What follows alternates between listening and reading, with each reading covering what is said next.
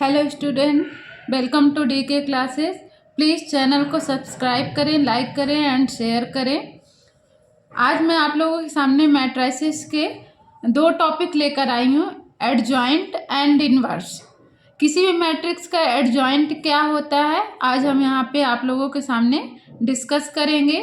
इसके बाद बताएंगे कि इनवर्स कैसे निकालेंगे। लास्ट वीडियो में मैंने कोफैक्टर एंड माइनर के बारे में बताया है।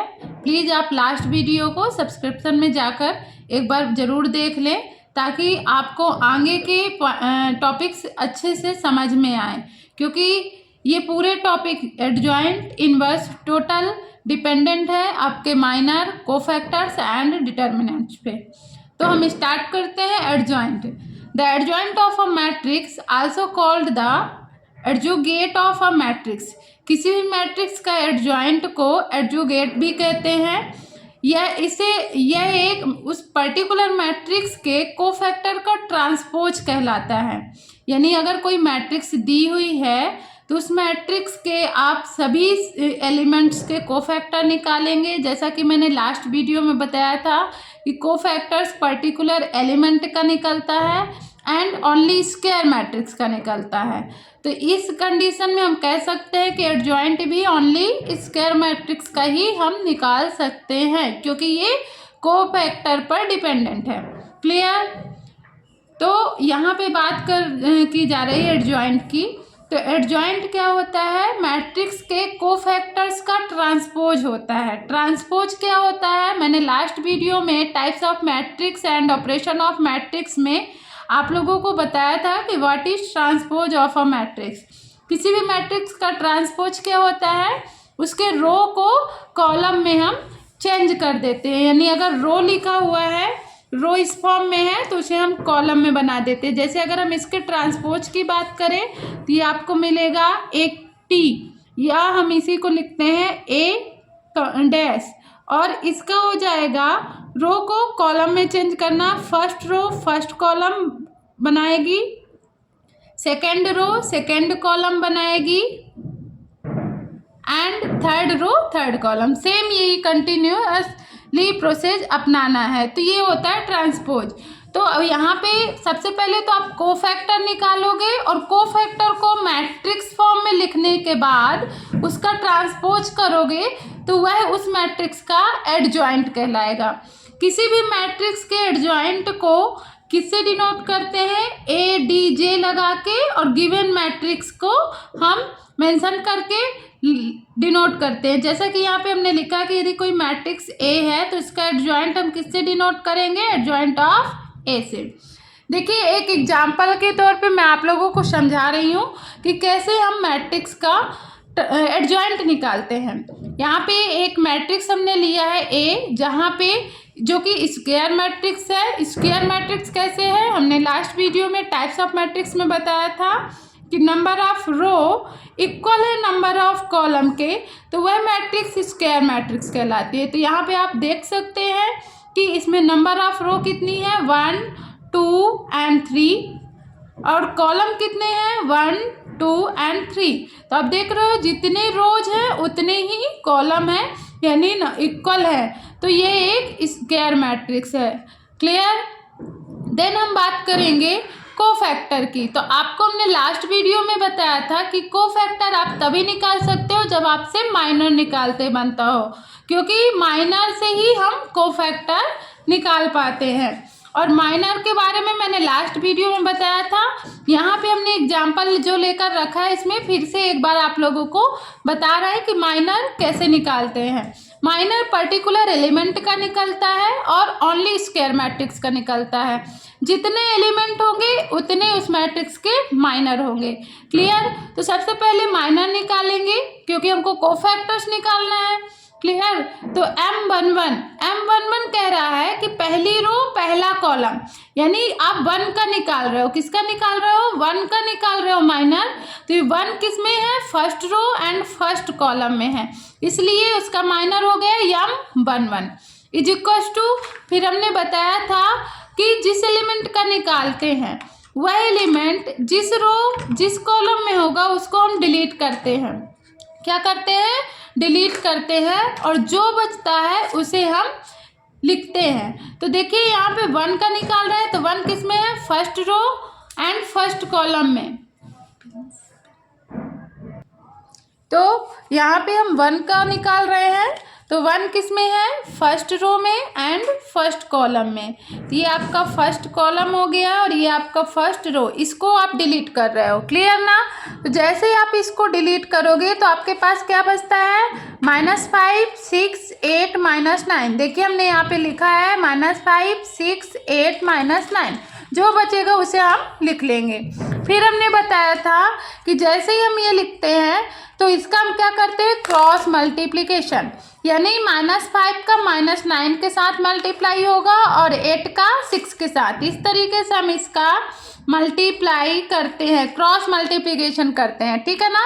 तो -5 का 9 के साथ होगा तो कितना आएगा, -9 के साथ, तो माइनस माइनस प्लस हो जाएगा, 5 9 जा 45, क्लियर। और 8 का 6 के साथ 8 6 जा 48। फिर हम क्या कहते हैं, इसके प्रोडक्शन में माइनस करते हैं इसके प्रोडक्ट को, क्लियर। तो देखिए इसका जो प्रोडक्ट है वो आया 45 एंड इसका जो प्रोडक्ट है वो आया 48। हम इनको माइनस कर देंगे, माइनस करेंगे तो हमको क्या मिल गया, -3, क्लियर। तो माइनर आपको 1 का क्या मिला, -3। अब बात करें कोफैक्टर की, तो हमने कोफैक्टर के लिए एक ट्रिक बताई थी, एक फार्मूला। पहला था कि Cij, ये इज इक्वल टू क्या होता है आपका, -1 का power i plus j and into Mij, जहाँ पे i क्या है, number of row and j क्या है, नंबर ऑफ कॉलम। और एक ट्रिक बताई थी कि अगर हम i प्लस j निकालते हैं, यानी number of row and number of column का प्लस करते हैं और वो अगर ऑड नंबर आता है तो हमारा जो कोफैक्टर होगा वो वैल्यू तो सेम रहेगी माइनर के, लेकिन साइन चेंज होगा। जबकि अगर इवन नंबर आता है तो सेम एडिटिव वैल्यू आपकी कोफैक्टर की भी होगी। तो यहाँ पे आप देख सकते हो 1 1 को ऐड करेंगे तो इवन नंबर मिलेगा 2, क्लियर, यानी 2 मिल रहा है। तो जो A11 या C11 निकालोगे उसकी वैल्यू भी वही होगी जो M11 की आई है। आई होप आप लोगों को ये बात समझ में आ गई होगी। तो इसलिए हमने यहाँ पे लिखा है, देखिए C11 से भी डिनोट कर सकते हैं या A11 से डिनोट कर सकते हैं कोफैक्टर को, और इसकी वैल्यू सेम M11 की आ जाएगी -3, क्लियर। आई होप आप लोगों को इतना क्लियर हो गया होगा, ठीक है। तो ये हुआ फर्स्ट एलिमेंट की बात। अब हम बात करेंगे सेम प्रोसेस सेकेंड एलिमेंट के लिए। सेकेंड एलिमेंट आपका क्या है, 2। सेकेंड एलिमेंट क्या है आपका, 2। आप देख रहे हैं मैट्रिक्स में आपका सेकेंड एलिमेंट है 2, ठीक है। सेकेंड एलिमेंट आपका क्या है, 2। तो 2 के लिए निकालेंगे तो इसका माइनर क्या होगा, first row second column, first row second column. तो ये देखिए M1 यानी फर्स्ट रो, 2 यानी सेकेंड कॉलम, तो आपका M12 हो जाएगा। अब आपको क्या करना है, first row and second column को डिलीट करो। फर्स्ट रो डिलीट हो गई and second column, first row delete हो गई एंड सेकेंड कॉलम डिलीट हो गया। तो क्या बच रहा है, 4 6 7 -9। देखिए यहाँ पे हमने लिखा है 4 6 7 -9। अब वही प्रोसेस करेंगे, क्रॉस मल्टीप्लीकेशन एंड माइनस। तो देखिए प्लस माइनस का गुणा, -4 9 जा 36, 7 6 जा 42, और माइनस करेंगे इसके प्रोडक्ट में इसके प्रोडक्ट को। तो ये माइनस का 36 था, फिर माइनस कर रहे हैं 42 को। तो माइनस माइनस हमने बताया था जब सेम साइन हो तो संख्याएं क्या होती हैं, आपस में जुड़ती हैं, लेकिन साइन क्या आता है, जो साइन होता है बोथ नंबर्स का। तो यहाँ पे देखिए बोथ नंबर्स का साइन क्या है, माइनस, इसलिए यहाँ पे माइनस आया, और आपस में दोनों नंबर्स क्या हो जाएंगी, ऐड, प्लस हो जाएंगी। तो आया आपका 72। तो ये आपका आया माइनर सेकेंड एलिमेंट का। अब बात करें कोफैक्टर, क्या आएगा कोफैक्टर, 1 और 2 को ऐड करिए, क्या मिल रहा है 3, जो कि एक ऑड नंबर है, और ऑड नंबर में क्या होता है, माइनर की वैल्यू तो आती है लेकिन साइन क्या होता है, चेंज होता है। तो यहाँ पे माइनस है तो साइन क्या हो जाएगा, प्लस, जो कि देखिए हम यहाँ पे लिखे हुए हैं। आई होप आपको यहाँ तक क्लियर हो गया होगा। सेम प्रोसेस करके आप सारे माइनर एंड सारे कोफैक्टर आप निकाल लेंगे, ठीक है। इसके बाद आपको क्या करना है, तो कंटिन्यू यही प्रोसेस अपना के आपको सारे कोफैक्टर्स निकाल लेने हैं। क्लियर। अब जब कोफैक्टर निकाल लोगे तो आपको क्या करना है, इसका ट्रांसपोज निकालना है। तो ट्रांसपोज निकालने के लिए आपको इसको मैट्रिक्स फॉर्म में लिखना है। तो इसका मैट्रिक्स फॉर्म क्या बनेगा, कोफैक्टर्स का मैट्रिक्स फॉर्म क्या बनेगा, ये आपका बन जाएगा A11, या हम कहते हैं C11, C12, C13, C21, C22, C23, C31, C32, C33, ठीक है। ये बनेगा, इनकी वैल्यू रखोगे, फिर ट्रांसपोज करोगे। तो देखिए हम उसका ट्रांसपोज सीधे अगर इस मैट्रिक्स का करें तो ये आपका हमने बताया है कि आप सीधे एडजॉइंट ऑफ ए निकालोगे। तो जो आप C11, C12, C13 रो बनाते हो उसे आप कॉलम में लिखोगे। क्लियर। उसे क्या करोगे, कॉलम में लिखोगे। तो C11, C12, C13, फिर सेकेंड रो आपका क्या है, C21, C22, C23, तो ये आ जाएगा C21, C22, C23, C31, C32, C33, ठीक है। तो ये कहलाएगा गिवन मैट्रिक्स का एडजॉइंट। क्या कहलाएगा, गिवन मैट्रिक्स का एडजॉइंट। अब इसकी वैल्यू रख दो जितने भी आप निकाले हो। C11 की वैल्यू क्या आई है, -3, यहाँ पे आप देख सकते हैं C11 की वैल्यू -3, C12 की वैल्यू 78, C13 की वैल्यू 67, ठीक है। सिमिलरली C21 की वैल्यू -6, C22 की वैल्यू 12, C23 की वैल्यू 6, सिमिलरली -3, -18, -13। तो ये आपका हो गया एडजॉइंट, गिवन मैट्रिक्स का एडजॉइंट। आई होप आप लोगों को मैट्रिक्स का एडजॉइंट अच्छे से समझ में आ गया होगा। एक बार नहीं, कई बार आप इस वीडियो को आप देख सकते हो ताकि आपको अच्छे से इसका कॉन्सेप्ट क्लियर हो जाए। क्योंकि अगर एडजॉइंट नहीं बनेगा तो आप इन्वर्स नहीं निकाल सकते। बिकॉज इन्वर्स क्या होता है, एडजॉइंट अपॉन डिटर्मिनेंट। डिटर्मिनेंट हमने लास्ट वीडियो में आप लोगों को बताया था कि कैसे हम निकालते हैं। डिटर्मिनेंट भी स्क्वायर मैट्रिक्स का ही निकलता है, ठीक है। तो आपको इन्वर्स निकालना है तो एडजॉइंट आना चाहिए, और एडजॉइंट निकालना है तो कोफैक्टर्स आना चाहिए, एंड कोफैक्टर्स निकालना है तो आपको माइनर आना चाहिए।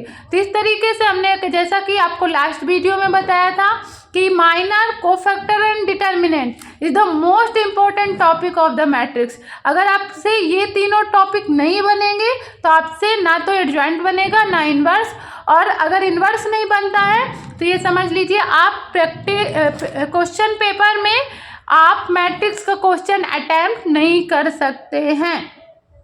क्लियर। तो बात करें इन्वर्स की, व्हाट इज इन्वर्स। देखिए यहाँ पे हमने डायरेक्ट आपको फार्मूला लिखा है कि आपको इन्वर्स निकालने के लिए डायरेक्ट निकालना क्या है। तो यहाँ पे देखिए आपका फार्मूला लिखा हुआ है, ये फार्मूला लिखा हुआ है, A inverse is equal to adjoint of A upon determinant of A। यानी किसी मैट्रिक्स का इन्वर्स निकालना है तो उसके ऊपर आपको -1 लगाना है प्रीफिक्स में। Clear. Is equal to adjoint of A upon determinant of A। तो यहाँ पे एडजॉइंट कैसे निकालते हैं अभी हमने बताया है। आई होप आप लोग किसी भी मैट्रिक्स का एडजॉइंट इजीली निकाल सकते हो, एंड डिटर्मिनेंट लास्ट वीडियो में हमने बताया है।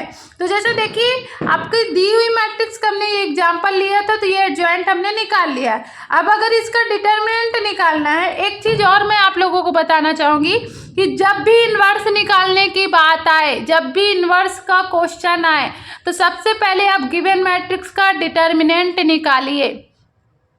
क्यों? क्योंकि डिटर्मिनेंट अगर 0 आ जाता है तो आपको इतनी सारी मेहनत करने की ज़रूरत नहीं होगी। बिकॉज डिटर्मिनेंट 0, तो किसी भी नंबर्स के डिनोमिनेटर में अगर 0 होता है तो वो नॉट डिफाइन हो जाती है। क्लियर ना। और नॉट डिफाइन मतलब उसका कोफैक्टर, उसका इन्वर्स पॉसिबल नहीं होगा। ठीक है। इसलिए सबसे पहले आप अगर डिटर्मिनेंट निकाल लेते हो तो आपको क्लियर हो जाएगा कि आगे आपको सॉल्व करना है, आगे की प्रोसेस करनी है या नहीं। तो सबसे पहले जब भी इनवर्स का क्वेश्चन आए तो आपको डिटर्मिनेंट निकालना है।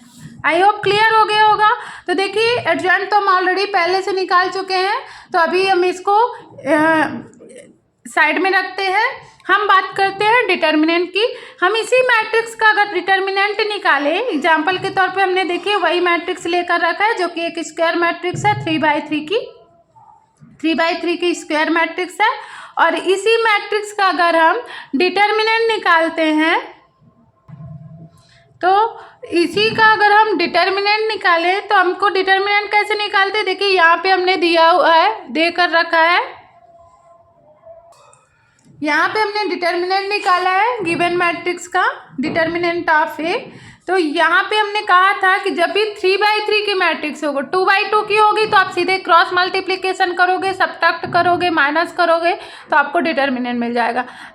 लेकिन अगर आपको 3×3 की मैट्रिक्स होगी तो आप कैसे डिटर्मिनेंट निकालोगे, हमने बताया था कि आपको फर्स्ट रो को अल्टरनेट साइन पे लेना है, ठीक है। फिर फर्स्ट एलिमेंट को में जाना है, तो फर्स्ट एलिमेंट में जिस रो जिस कॉलम में उसे डिलीट करना है, जो बचे उसके मल्टीप्लाई में लिखना है। सेम सेकेंड एलिमेंट में जाओगे तो जिस रो जिस कॉलम में होगा उसे डिलीट करना है, जो बचे उसके मल्टीप्लाई में लिखना है। सेम कंटिन्यू प्रोसेस यही करना है। तो यहाँ पे देखिए मैंने किया है, 1 लिया है प्लस का, 2 लिया है माइनस का एंड -3 लिया है प्लस का। यहाँ पे आप देख सकते हो मैंने जो आप लोगों को लास्ट वीडियो में बताया है सेम वही प्रोसेस अपनाई है। देन आपको क्या करना है, 1 को देखो, 1 किस रो में है, फर्स्ट रो में, एंड कॉलम कौन सा है, फर्स्ट। तो आपको क्या करना है, first row and first column delete करो। First row and first column delete कर दिए, जो बचा 1 के मल्टीप्लाई में लिख दिया। यहाँ पे हमने देखिए लिखा हुआ है, ठीक है। सेम प्रोसेस आगे भी आपको फॉलो करनी है। जैसे 2 है, अब 2 की बात कर रहे हो तो 2 किस रो में है, फर्स्ट रो में ही है, लेकिन कॉलम आपका कौन सा है, कॉलम आपका कौन सा है, कॉलम आपका सेकेंड है, कॉलम आपका कौन सा है, सेकेंड है। तो आप कॉलम को क्या करोगे, सेकेंड कॉलम को डिलीट करोगे। तो देखो क्या बचा, 4 6 7 -9 हमने उसके मल्टीप्लाई में लिख दिया। सेम प्लस -3, तो first row third column delete करिए, तो 4 - 5 7 8, ठीक है। अब इसको सॉल्व कैसे करना है, 1 आपका मल्टीप्लाई में है और इसको जैसे आपको हमने अभी बताया है कि क्रॉस मल्टीप्लाई करना है और फिर सब्ट्रैक्ट करना है, माइनस करना है। तो आप इसका इसके साथ एंड इसका इसके साथ मल्टीप्लाई करोगे, फिर इसके मल्टीप्लिकेशन का जो,